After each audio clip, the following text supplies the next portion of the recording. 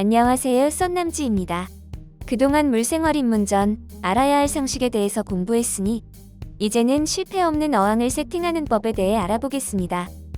어항 세팅법은 정말 여러 가지지만 우리는 두세 가지로 나눠서 세팅하는 법에 대해 이야기하겠습니다. 오늘은 그 첫 번째 시간으로 열대어 어항 기본 세팅인 구피 어항 꾸미기에 대해 알아보겠습니다. 열대어 입문이 처음이시라도 하나하나 따라만 하면 누구든 실패 없는 환경을 구성할 수 있으니 집중해서 보시기 바랍니다. 그럼 출발합니다.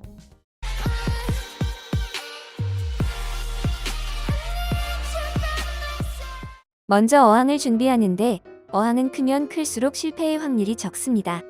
여과력에서도 언급했듯이 물량이 많으면 그만큼 오염도가 낮기 때문에 적당한 환수만 곁들여진다면 최상의 관리의 조건이 되기 때문입니다.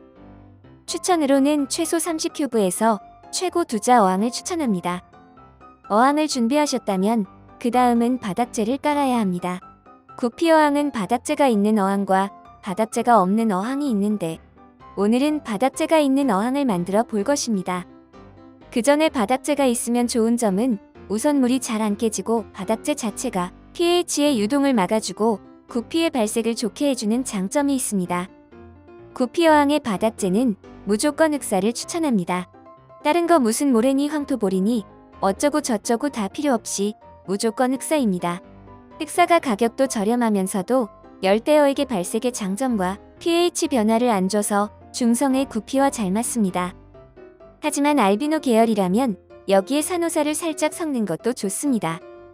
바닥재는 골고루 깔아주시면 되는데 이왕이면 앞쪽을 얇게 뒤쪽으로 갈수록 높게 이렇게 까셔야 물의 굴절로 인해 보기 좋은 구조가 됩니다. 이제 어항에 물을 채워주겠습니다. 여기서 물은 그냥 수돗물을 넣으시면 됩니다. 물고기가 있는 어항의 환수물은 반드시 염소를 제거하고 넣어야 하지만 초기 세팅 시에 물고기가 없기에 그냥 수돗물을 넣으시면 됩니다. 물은 상단에서 최소 5cm 이상은 남겨야 물고기가 점프사하는 걸 방지할 수 있습니다.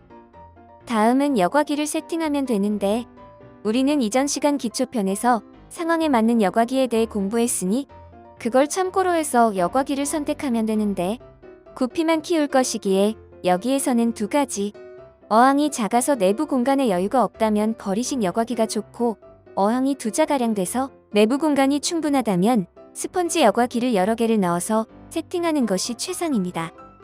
여기에 외부 여과기도 사용하기도 하는데 솔직히 외부 여과기를 구피 전용 어항에 세팅한다는 것은 조금 과하고 그냥 이 정도만 하셔도 충분합니다. 거리식 여과기를 선택하셨다면 여과제를 추가로 넣어야 하는데 추천 여과제는 세라시포락스나 섭스프로 혹은 네오미디어도 좋습니다.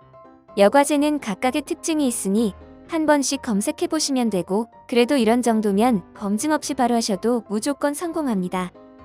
스펀지 여과기를 선택하셨다면 사이즈는 무조건 큰 게 좋고 더불어 한 개보다는 두 개, 두 개보다는 세 개 이런 식으로 여러 개를 세팅하는 것이 최상입니다.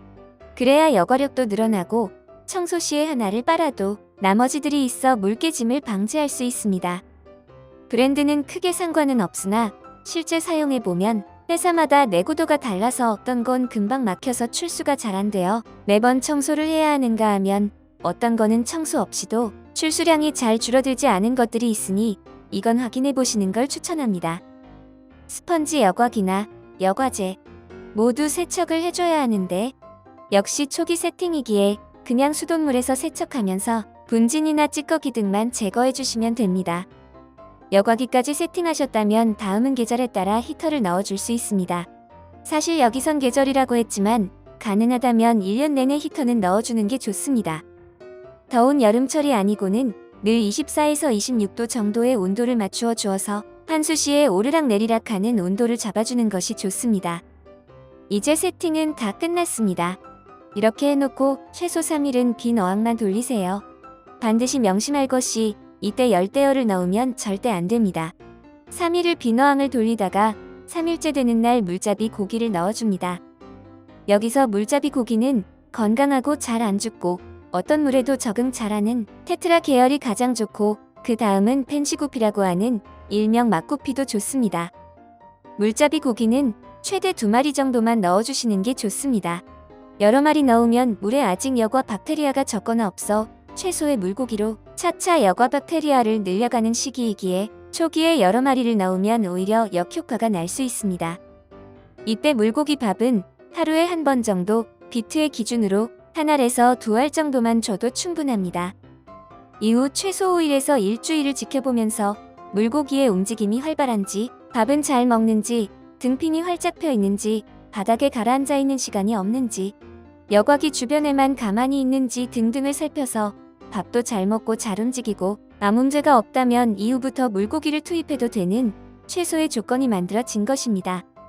성질이 급하셔서 이때 열대어를 넣고 싶으시다면 키우고 싶으신 열대어 한두 마리를 입양해서 넣어주시면서 반응을 살피셔도 되는데, 저는 이왕이면 키우고 싶으신 열대어보다 믹스구피를 추가로 두세 마리 정도 더 투입해서 물잡이 기간을 일주일 더 늘려주시는 것을 추천합니다.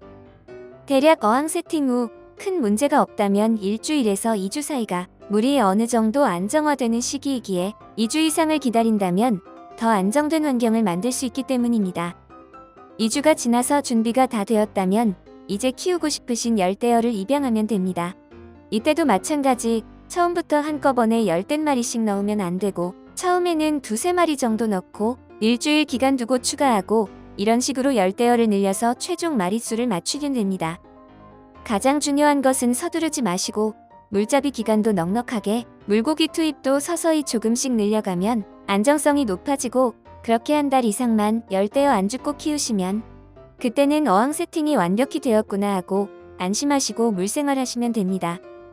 아참 중간에 빠진 게 있는데, 총 기간을 2주를 잡든 한 달의 물잡이 기간을 잡든 매주 한 번씩은 어항물의 30%씩은 빼고 새물을 넣는 환수는 꼭 하셔야 합니다. 여기에 물잡이를 더해줄 생박테리아나 박테리아 활성제를 넣어주시는 것도 도움이 됩니다. 자, 이렇게 첫 번째 어항이 완성이 되었습니다. 다음 시간에는 어항 세팅 두 번째 시간으로 실패 없는 수초 어항 세팅법에 대해 알아보겠습니다. 오늘의 내용이 유익하셨다면 영상 좋아요와 구독 많이 해주시고 하단의 댓글로 많은 질문해주시면 언제든 답변해드리겠습니다. 그럼 모두 건강하고 행복한 물생활 하세요.